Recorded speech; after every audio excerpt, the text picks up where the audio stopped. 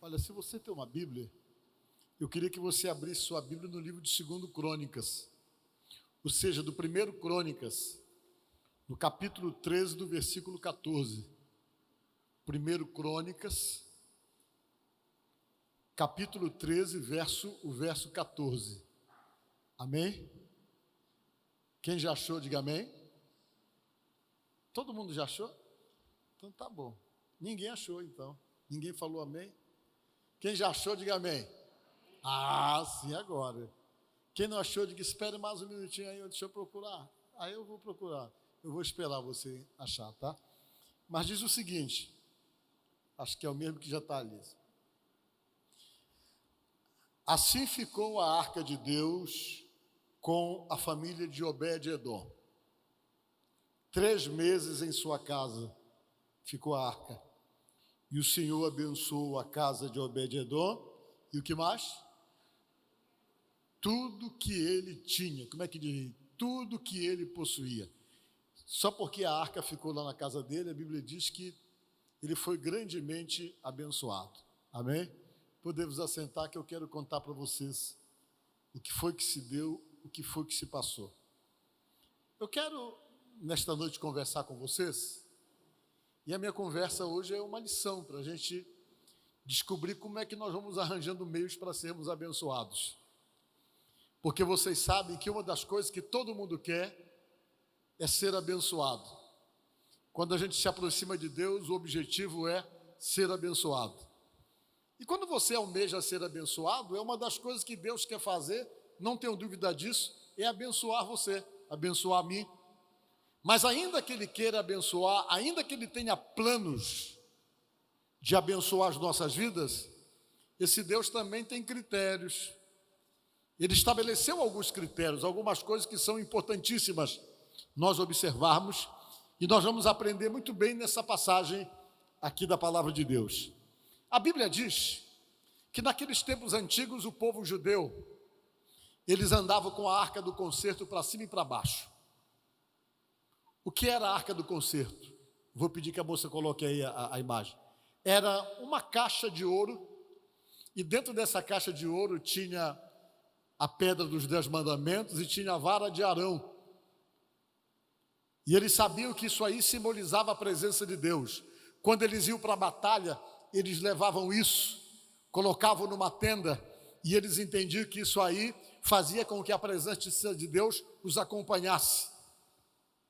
E a história conta, e a própria Bíblia diz que essa arca tinha muito poder. Vocês viram que até fizeram um filme do Indiana Jones, né? Para ir atrás da arca, que é essa arca, que ninguém sabe onde é que ela está. Ela simplesmente desapareceu. Há quem diga que está num país, está lá escondida nesse país, e a Bíblia diz que um dia esse presente vai ser dado ao povo judeu por um povo de pele rubra, diz a palavra de Deus, um dos versículos que eu não estou lembrado onde está escrito agora, mas eu estou dizendo para vocês porque eu já estudei isso. E está lá nesse país que se chama Etiópia, o que se acredita que é lá que está. Lá na Etiópia existem muitas pessoas que praticam o judaísmo, então se acredita que foi para lá que foi a arca, porque tinha uma rainha da Etiópia que viajou para poder aprender a sabedoria de Salomão, e houve então uma ligação com essa nação. Ninguém sabe onde é que está essa arca, se diz isso. E havia muito poder, as pessoas sabiam que onde essa arca estava, representava simplesmente ela, a presença de Deus e o poder de Deus, e as pessoas tinham muito temor por isso. Tinham muito temor. Eles traziam isso, havia toda uma preocupação, até as pessoas que tinham que carregar essa arca não era qualquer pessoa.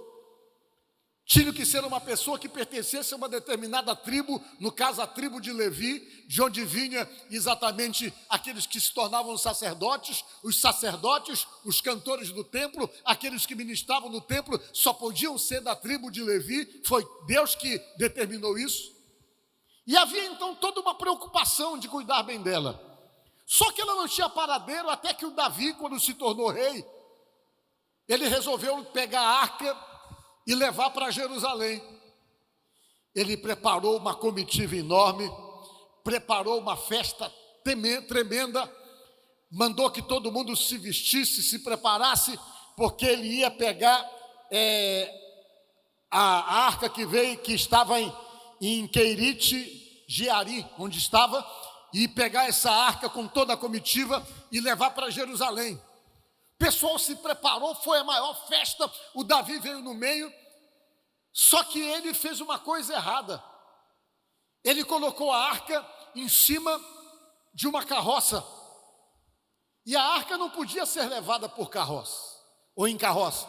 Ela tinha que ser levada, as pessoas, os sacerdotes segurando naquelas hastes que ela tinha que segurar nas hastes e carregar ela exatamente segurando por essas hastes, mas ele cometeu a imprudência de colocar em cima de uma carroça e levar em viagem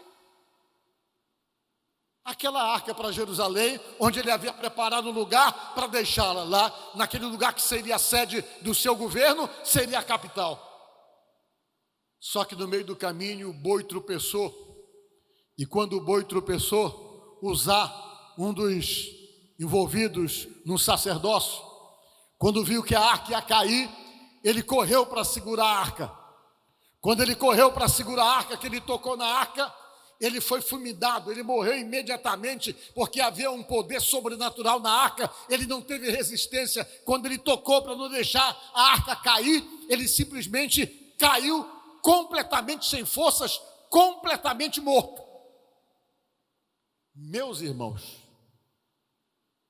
o Davi viu aquilo, ficou chocado, sentiu que alguma coisa estava errado, e diz a Bíblia que ele foi e disse: eu não vou continuar essa viagem não, eu vou deixar essa arca aqui, na casa de um rapaz, ou de um irmão, de um senhor chamado Obed-edom, que era também da tribo de Levi, filho de Jedutum, era o nome do pai dele.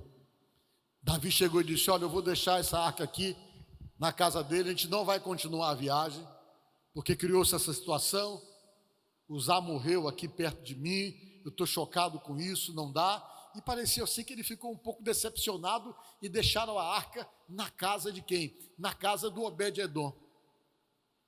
Quando Obed-edom recebeu aquela arca na casa dele, vocês imaginam?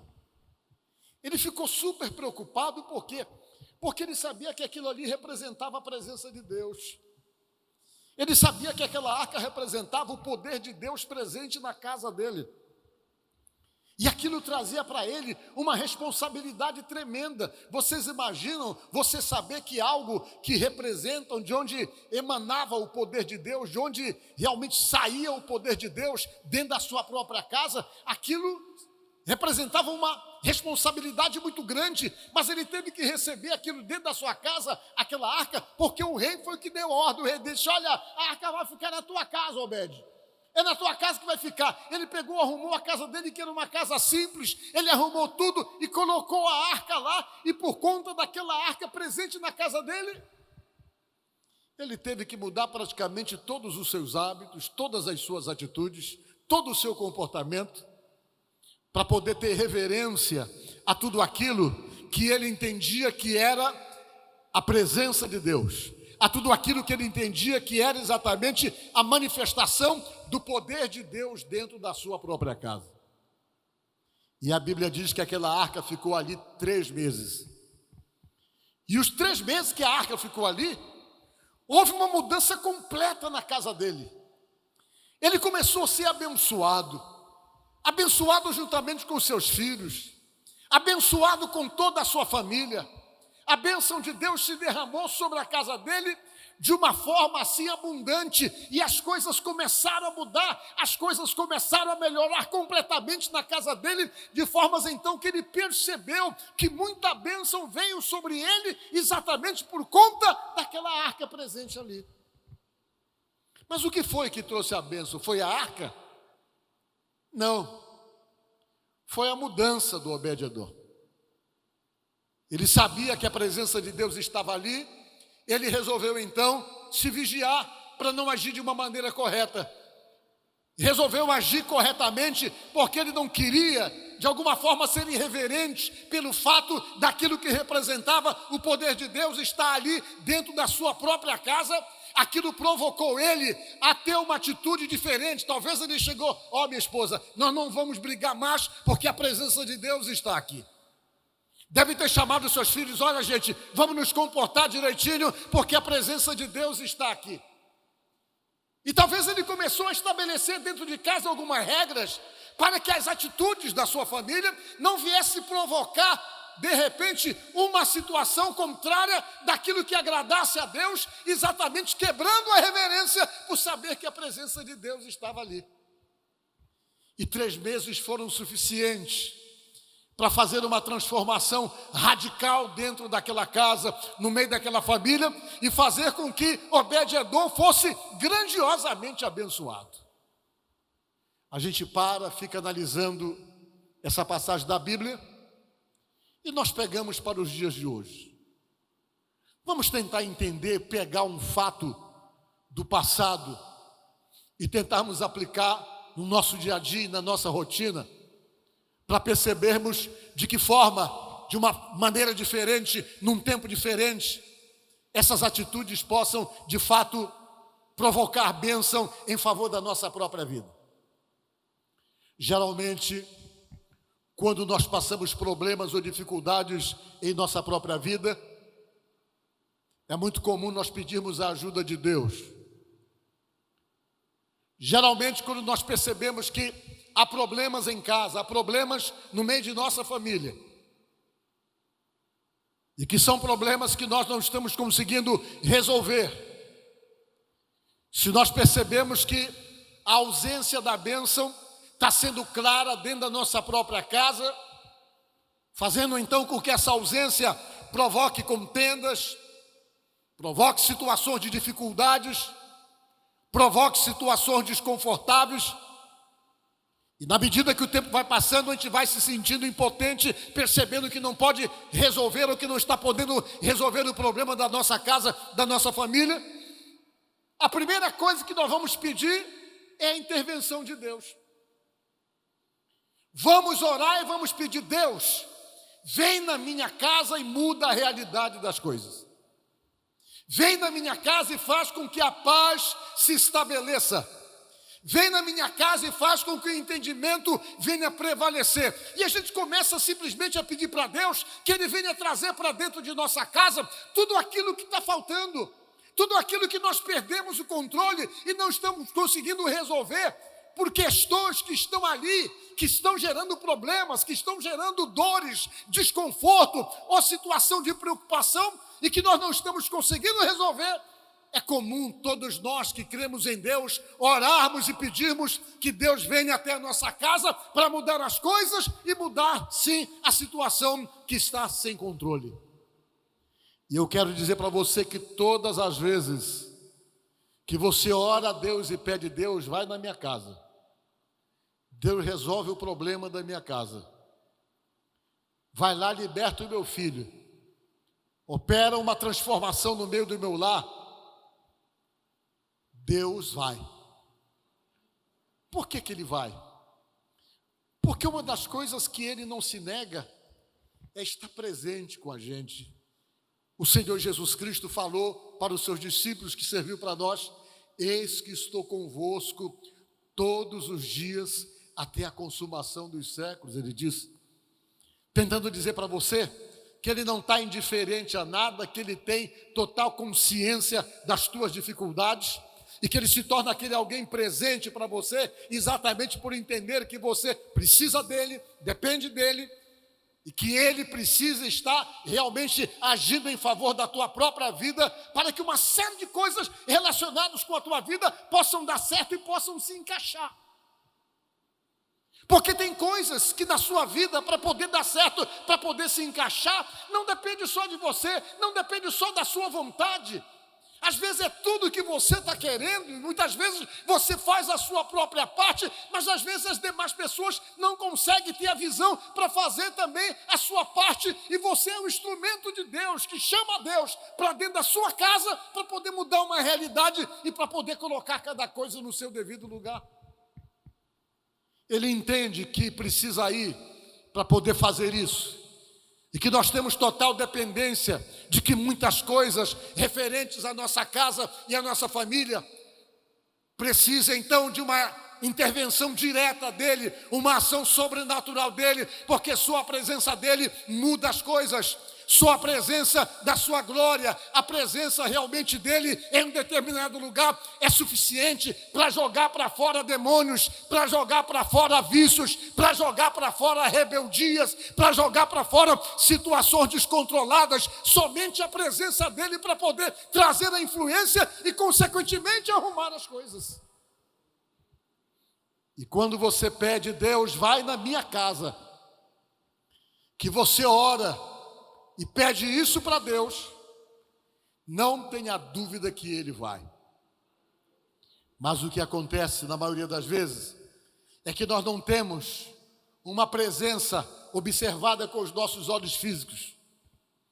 Você vem, pede na igreja, ora e pede a Deus, mas como fisicamente você não contempla nada com seus olhos, você esquece. Você não acaba se esquecendo daquilo que você pediu. Apesar de Deus estar ali, e por você não contemplar com os seus olhos físicos a presença sobrenatural dele, você muitas vezes perde a reverência que tinha o Obed-edom.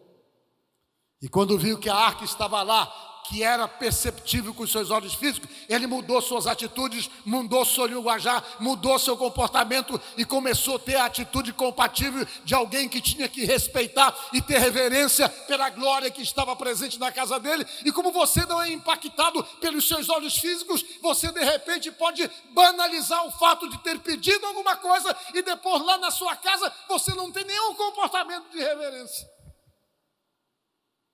Você diz, Deus, vai na minha casa. E ele está lá, a presença e a glória dele. Mas de repente ele percebe, poxa, aquela pessoa que pediu que eu viesse para cá não é nem um pouco reverente. É o mais nervoso. Pediu para eu vir para a casa dele, mas não pondera nada. Nunca admite que está errado, sempre está certo em tudo. E Deus observando, ele está errado. Poxa, aquela pessoa que pediu que eu viesse para a casa dele para mudar as coisas, é o mais encrenqueiro no meio da família. E é aquele que por qualquer coisa está potencializando problemas pequenos, para que se gerem contendas enormes. Poxa, ele pede que eu venha para a casa dele para mudar as coisas, mas quando ele está com raiva, ele é descontrolado, chama palavrão, agride, maltrata, é desajustado e gera todas as situações de contendas aqui. Aí a pessoa banaliza, por quê?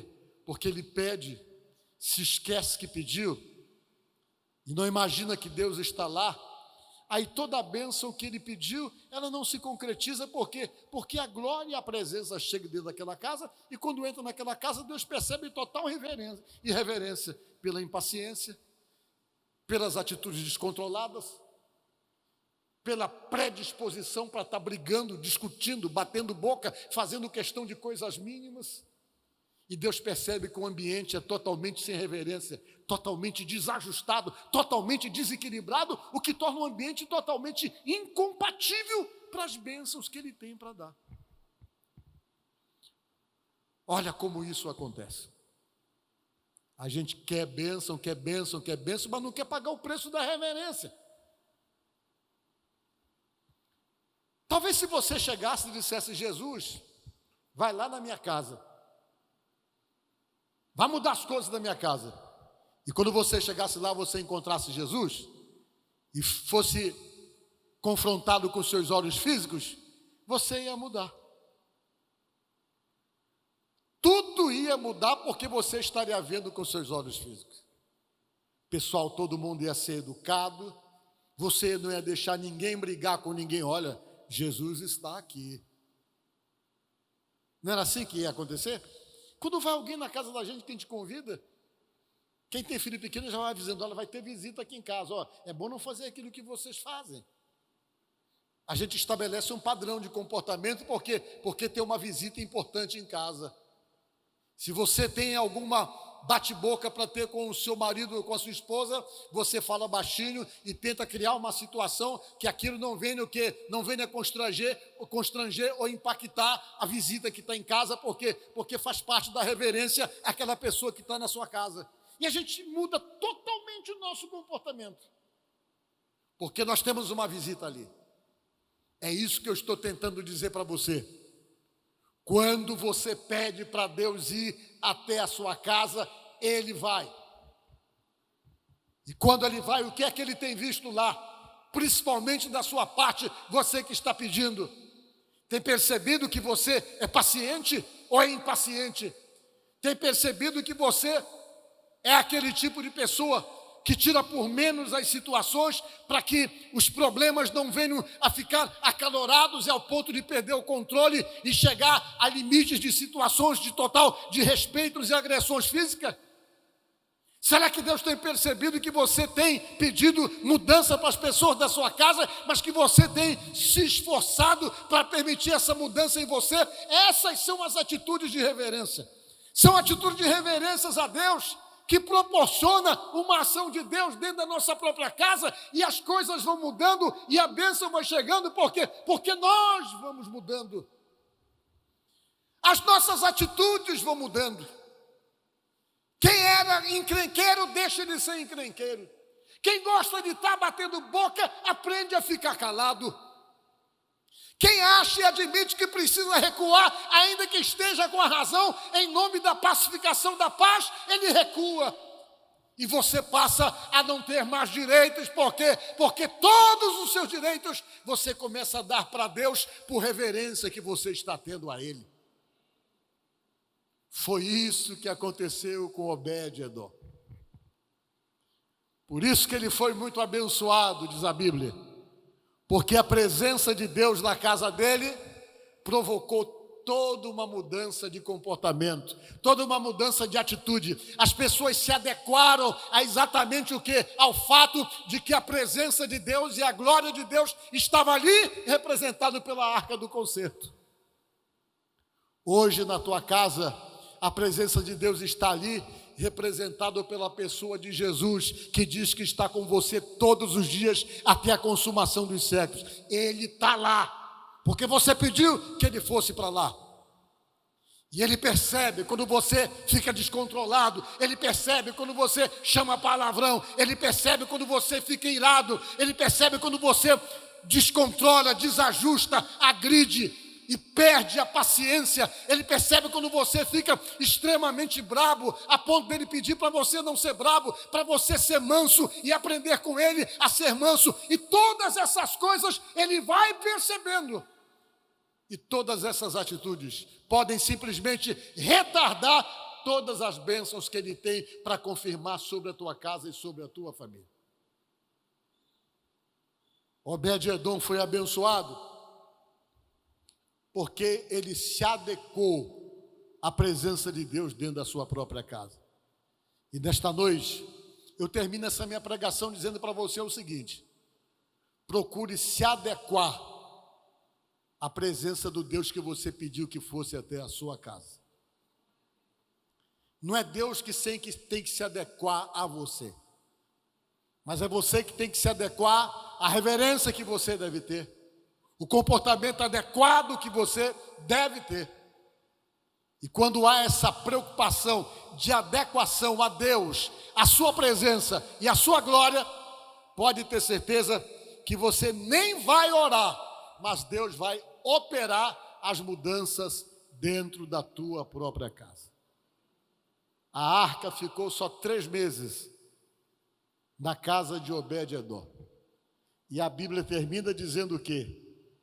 Que esses 3 meses foram suficientes para gerar uma transformação tremenda, diz a Bíblia. Que o Senhor abençoou a casa de Obed-edom e tudo que ele tinha. Diga glória a Deus. Tudo que ele tinha. Deus não abençoou só a casa dele. Deus sempre faz além de tudo aquilo que pedimos ou pensamos, conforme o seu poder que opera em nós, diz a palavra de Deus. Deus abençoou a casa dele e abençoou tudo que ele tinha. Quando a arca saiu dali, que foi para Jerusalém, a Bíblia diz que Deus abençoou, que ele se tornou o porteiro. Era um cargo importantíssimo, o porteiro do templo, da arca, era ele que guardava, lá o local, era ele que guardava. Isso passou para todos os filhos dele, e toda a família dele foi grandemente abençoada. Os filhos se tornaram pessoas envolvidas com o templo, e Deus abençoou aquela família grandiosamente, por quê? Porque ele teve reverência quando a presença e a glória de Deus veio para dentro da casa dele. Então eu quero terminar dizendo, a presença e a glória de Deus já está na tua casa. Veja bem como é que você se comporta, sabendo que a presença e a glória está lá, porque você pediu. Saiba que é extremamente determinante você ter essa visão de Obed-edom e se adequar exatamente essa glória presente lá na sua casa. Portanto, pensa nisso, e que Deus abençoe você, abençoe a sua casa, abençoe a toda a tua família, e abençoe tudo de você, assim como ele fez com Obed-edom. Amém? Que Deus os abençoe no nome de Jesus.